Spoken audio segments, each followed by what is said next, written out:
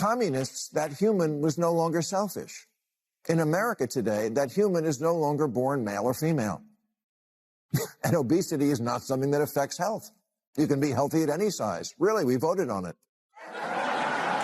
A formerly serious magazine last year published with a straight face an article called "Separating Sports by Sex Doesn't Make Sense." Yes, it does. Because again, we haven't reinvented Homo sapiens since Crystal Pepsi came out.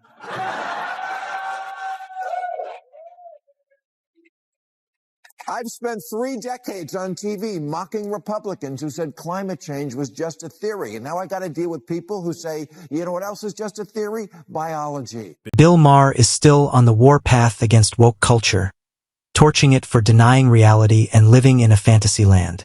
The unapologetic comedian who has never been afraid to scorch his own side took aim at the left and the DNC with a verbal flamethrower that left scorch marks on their carefully polished image. Ma called out the delusions, mocked the double standards, and stripped the woke crowd of their favorite shield, self-righteousness. The result? Shock waves ripping straight through Democratic circles and a firestorm they can't just cancel away.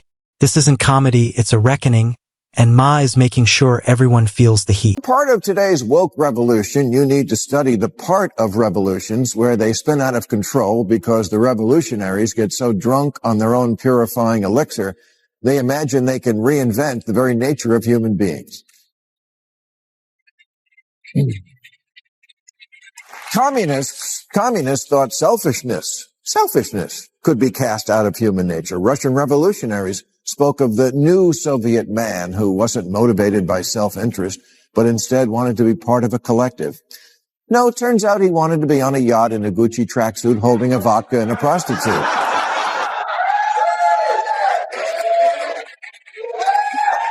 Not standing in line all day for a potato. Mars started by tearing into what he calls the fundamental sickness of the far left, their obsession with out-of-control woke policies. He didn't sugarcoat it. According to him, the left's fatal flaw is their constant desire to reinvent human beings, as if biology, common sense, and human nature can just be rewritten by hashtags and policy memos. Ma argued that this endless quest to force people into some utopian mold is why they keep losing ground, because at the end of the day, humans will always be humans. You can't legislate reality out of existence, no matter how many slogans you chant. And yet time and time again, the woke crowd gets drunk on their own fantasies of social engineering, blind to the backlash they create. The result, policies that collapse under the weight of their own delusion and a Democratic Party bleeding credibility. Ma didn't whisper this. He lit it on fire. The problem with communism and with some very recent ideologies here at home is that they think you can change reality by screaming at it, that you can bend human nature by holding your breath. But that's the difference between reality and your mommy. Lincoln once said that you can repeal all past history, but you still cannot repeal human nature. But he's canceled now, so him. Mars, right? Humans are far more complex and nuanced than the far left gives them credit for. There's something to celebrate about diversity. Real diversity, not just the surface level kind they obsess over. We're diverse in our backgrounds, our bodies, and most importantly, in how we think. That's what makes humanity vibrant. But try telling that to the woke brigade. Instead of embracing differences in thought, they demand conformity. Step outside their narrow script, and you're branded, shamed, and dragged through the cancel culture machine. It's not tolerance. It's authoritarianism dressed up as progress. They preach inclusivity, but practice exclusion the moment you question their dogma. Mars pointing out the obvious. True diversity thrives when people can disagree, debate, and still coexist. But the woke crowd doesn't want debate. They want obedience. And when you refuse to bow down, they don't argue with you. They try to erase you. Yesterday, I asked ChatGPT, are there any similarities between today's woke revolution and Chairman Mao's Cultural Revolution of the 1960s? And it wrote back, how long do you have? Because, again, in China, we saw how a revolutionary thought he could do a page-one rewrite of humans. Mao ordered his citizens to throw off the four olds. Old thinking, old culture, old customs, and old habits. So, your whole life went in the garbage overnight. No biggie. And those who resisted were attacked by an army of purifiers called the Red Guard, who went around the country putting dunce caps on people. Yeah, who didn't take to being a new kind of mortal being. A lot of pointing and shaming went on. Oh, and about 1 million dead. And the only way to survive was to plead insanity for the crime of being insufficiently radical, then apologize and thank the state for the chance to see what a piece of you are. Cancel culture, the crown jewel of woke insanity. Ma ripped into it with both fists, mocking the left's obsession with silencing rather than debating. According to him, the new pastime of woke warriors isn't solving problems. It's hunting down anyone who steps out of line and tossing them on the digital P. One wrong word, one offbeat joke, or even a 10-year-old tweet, and suddenly you're a villain unworthy of a job, a platform, or even a second chance. Ma blasted this as not progress, but regression, a childish, authoritarian impulse to destroy rather than persuade. He reminded them that societies don't advance by punishing dissent. They advance by challenging ideas. But the woke mob doesn't want challenges. They want obedience. And if you don't bend the knee, they'll gleefully try to end your career, your reputation, and your life online. Ma didn't just call it out, he torched it. Look into this story. There's a law professor at the University of Illinois, Chicago, named Jason Kilborn, whose crime was that on one of his exams, he used a hypothetical case where a black female worker sued her employer for race and gender discrimination, alleging that managers had called her 2 slur words, the type of real-world case these students might one day confront. And knowing the extreme sensitivity of today's students, he didn't write the 2 taboo words on the test, just the first letter of each.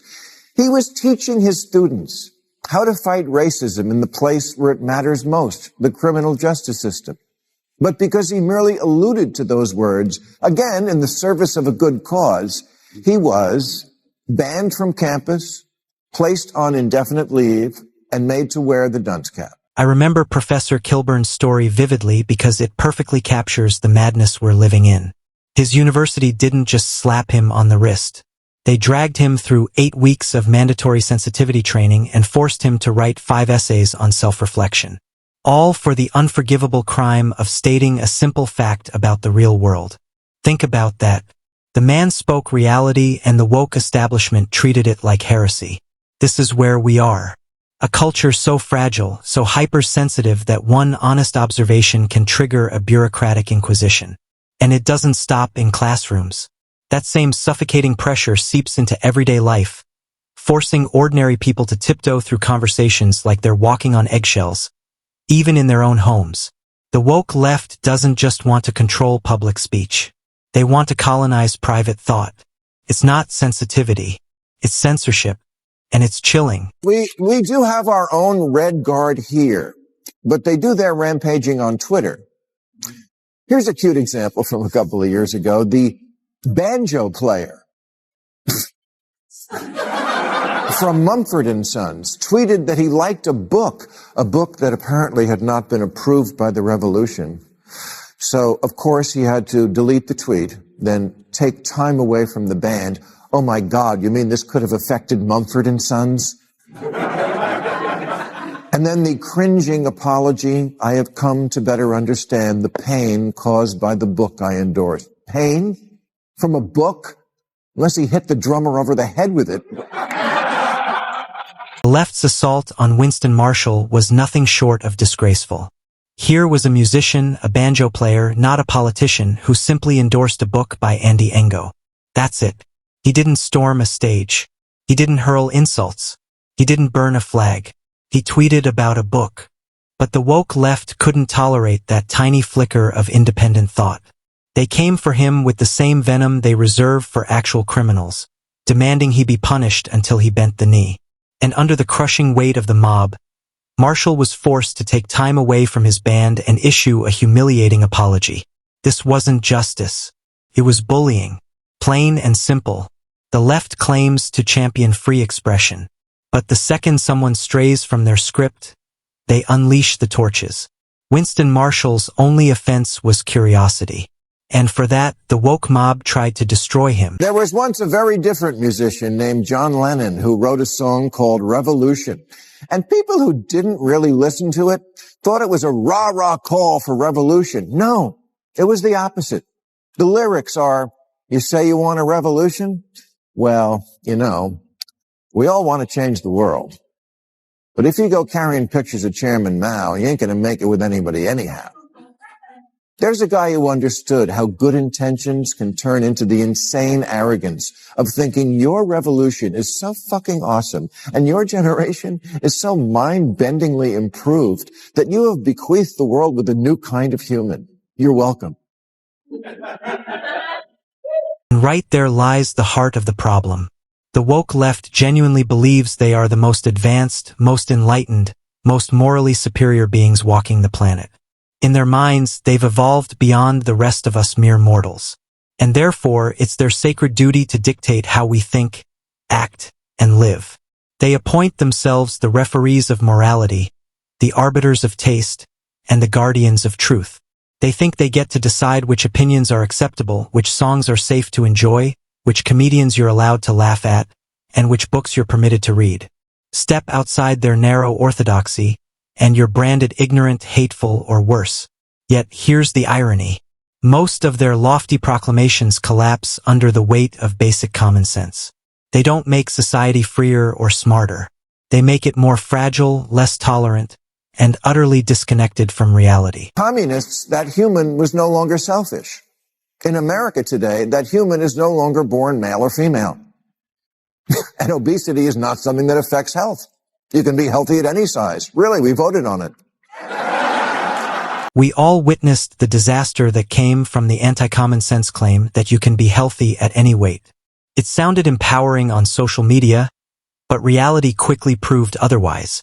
Obesity is no small issue. It's linked to heart disease, diabetes, and strokes. And according to the CDC, nearly 300,000 Americans die every year from obesity-related conditions. That's not fat shaming. That's cold, hard fact. Yet, the woke crowd pushed the narrative anyway, shaming doctors, silencing critics, and pretending biology could be rebranded with hashtags. The tragic fallout. People who desperately needed real health guidance were handed false comfort instead, and lives were lost. And just as quickly as the evidence piled up, the woke mob abandoned that sinking ship and moved on to their next crusade, ready to infest another corner of culture with their delusions. The pattern never changes: deny reality, wreak havoc, then run. A formerly serious magazine last year published with a straight face an article called "Separating Sports by Sex Doesn't Make Sense." Yes, it does. Because again, we haven't reinvented Homo sapiens since Crystal Pepsi came out.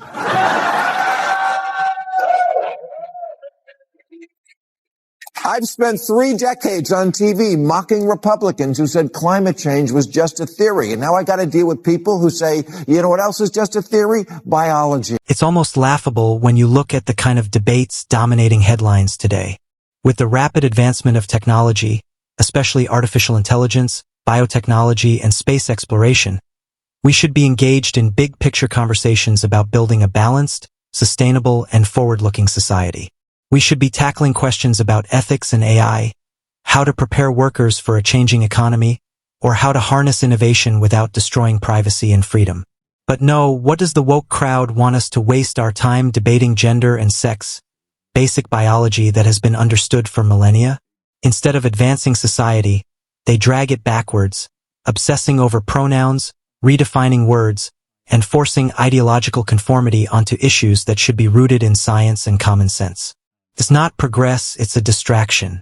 And while they argue over what woman means, the rest of the world is racing ahead. This is the left's warped priority list. In the end, Maher's war with the woke crowd isn't just comedy, it's survival. He's exposing a movement that cancels musicians for reading books, bullies professors for speaking facts, and preaches healthy at any size while ignoring deaths tied to obesity. A movement that calls itself tolerant, but silences diversity of thought, pretends biology is up for debate, and demands obedience over truth. Maher is saying what millions already know. The woke left has lost touch with reality.